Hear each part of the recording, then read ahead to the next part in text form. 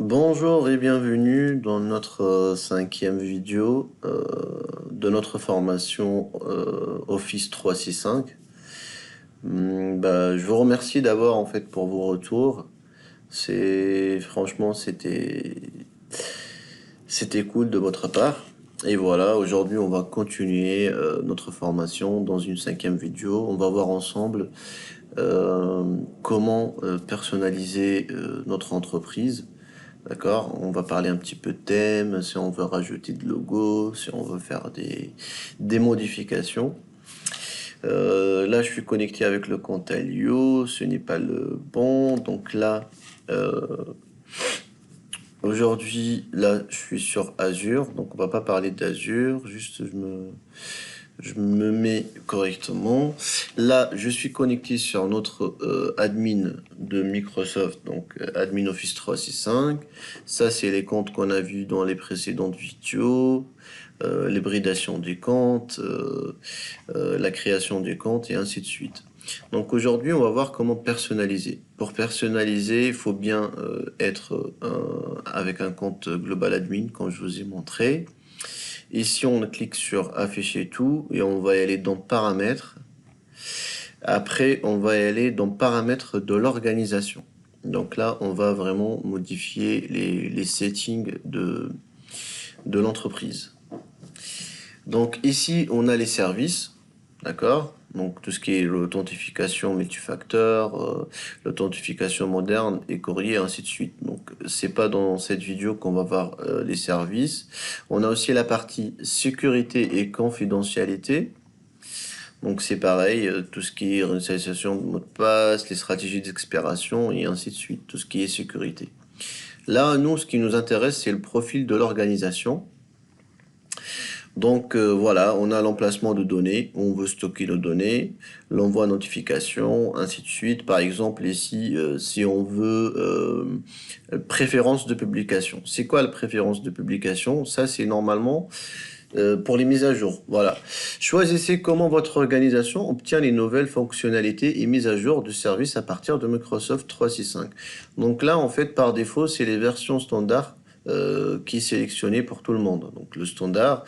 Là, en fait, la publication ciblée, c'est quoi la différence? Ciblée, ce que notre société, d'accord, qu'on appelait comment d'ailleurs, excuse-moi, hamzasmiley.com, notre entreprise, c'est notre société qui va recevoir les nouvelles mises à jour avant les autres sociétés. Donc on ne sera pas une société standard, mais plutôt ciblée. Après, on a la possibilité, par exemple, de sélectionner publications ciblées pour tout le monde. Donc tout le membre de mon entreprise, il sera vraiment touché par ces mises à jour de fonctionnalités pour les nouvelles fonctionnalités Microsoft.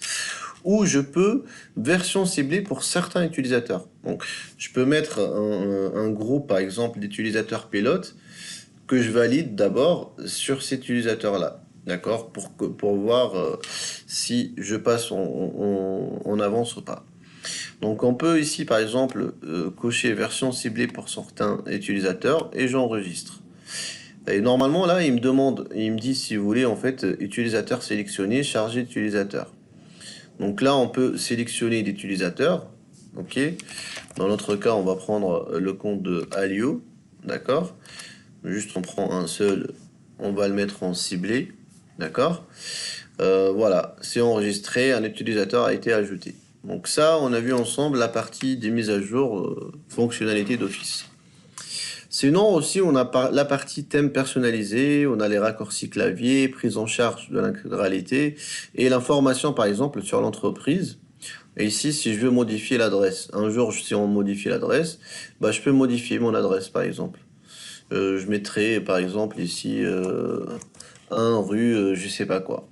Arnaudville 95, voilà, numéro de téléphone, mon adresse mail et les langues par défaut. Donc ici, on peut modifier les informations de l'organisation. Et je clique sur enregistrer et c'est bon, c'est enregistré. Sinon aussi, par exemple, pour le thème, comme je vous ai parlé tout à l'heure, on peut rajouter un thème. Et on peut, par exemple, afficher le nom complet, empêcher l'utilisateur de remplacer leur thème. Donc là, on peut, par exemple, rajouter un thème et on veut pas que l'utilisateur il modifie. Parce qu'on a la possibilité normalement de modifier notre thème. Attendez, juste pour voir. Normalement, si je me rappelle bien, c'est dans les settings. Après, je me rappelle plus, hein. Sinon, on va pas perdre du temps à chercher la modification du thème. Sinon, normalement, dans général, voilà, notification, apparence, ainsi de suite. Normalement, ici, on peut modifier si on veut rajouter des thèmes, voilà, thèmes classiques, ainsi de suite. Voilà. Donc nous, par exemple, on veut bloquer cela pour tout utilisateur. Donc là, on va empêcher. Si on a un logo pour l'entreprise qui va être affiché juste là à côté, on peut rajouter. D'accord? On peut supprimer ça. En fait, c'est un petit peu la personnalisation. D'accord? Et au niveau du couleur, vous pouvez en fait adapter les couleurs de l'entreprise. C'est pareil, vous pouvez réinitialiser le couleur et choisissez en fait le couleur que vous souhaitez.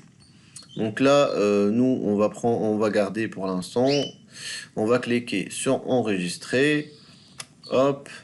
Et là, en fait, ça prend un petit peu de temps, le temps que le compte d'Alio il sera empêché de changer le thème. Et voilà, comme je vous ai dit, après l'emplacement des données, ainsi de suite. Vous aurez en fait la possibilité ici de choisir pardon, la géographie en fait de l'enregistrement de données. Ici, on voit le OneDrive France, SharePoint France, l'Exchange Online Protection, c'est l'Européen Union.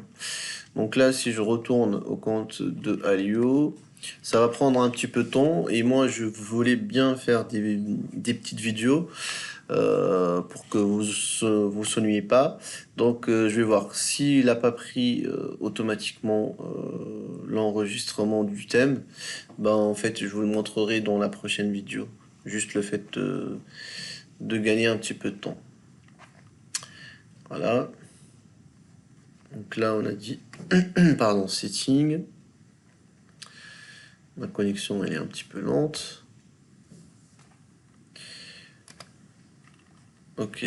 Franchement, on va pas perdre du temps. Donc, on va s'arrêter là pour cette vidéo. Je vous dis à très bientôt pour la prochaine vidéo. Et merci beaucoup. À la prochaine.